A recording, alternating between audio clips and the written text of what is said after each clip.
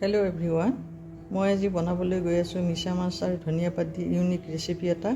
তাৰ কাৰণে মই লৈছোঁ মিছা মাছ 200 গ্ৰাম, ধনিয়া পাত অলপ, পিঁয়াজ এটা মই কাটি লৈছোঁ, কেঁচা জলকীয়া এটা লৈছোঁ, নহৰু 4 ফুটা লৈছোঁ আৰু মই দৈ 2 চামুচ দিম আৰু ৰিফাইন।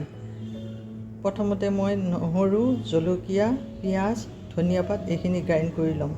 আহকচোন ভিডিঅ'টোৰ মাজলৈ যাওঁ। ধনিয়া পাত, নহৰু, পিঁয়াজ, কেঁচা জলকীয়া মোৰ গ্ৰাইণ্ড কৰি হৈ গ'ল। এতিয়া মই ইয়াতে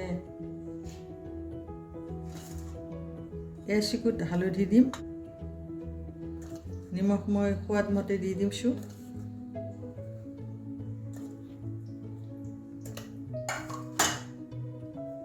মিছা মাছখিনিও মই ইয়াতে দি দিছোঁ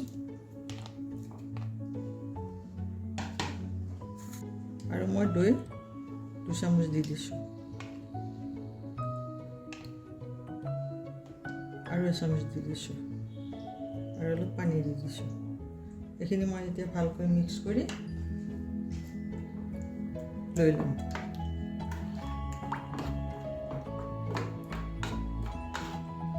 আৰু মই ইয়াতে চেনি 1 চামুচ দি দিছোঁ।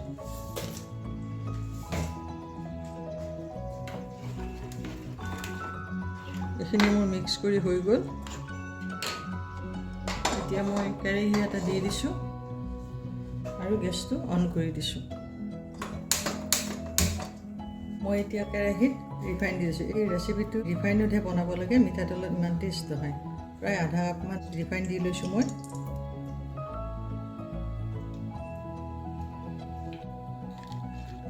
এই মিশ্ৰণখিনি মই আকৌ এবাৰ লৰাই লৈছোঁ।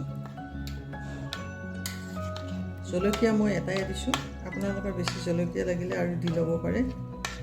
কেঁচা জলকীয়া দিছোঁ, ইয়াতে শুকান জলকীয়া দিয়া নাই, যিহেতু গ্ৰীণ বস্তু, ধনিয়া পাতটো গ্ৰীণ, সেয়েহে ৰঙা জলকীয়া গুড়ি দিলে ৰঙা ৰঙা হৈ যাব। মই এতিয়া মিশ্ৰণখিনি ইয়াতে দি দিছোঁ।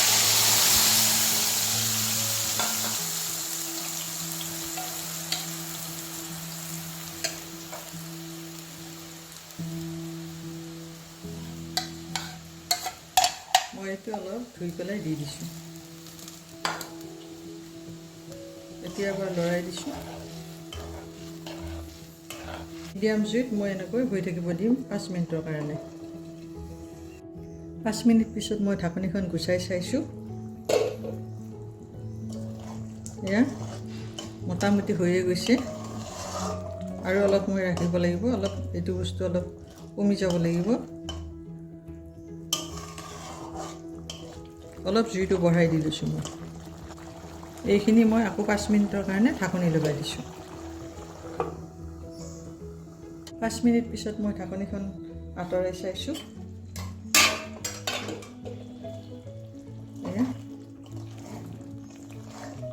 অলমষ্ট হৈ গ'ল।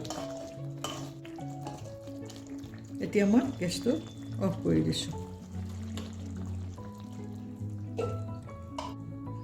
আৰু এতিয়া মই এইখিনি এটা বাটিত উলিয়াই ল'ম।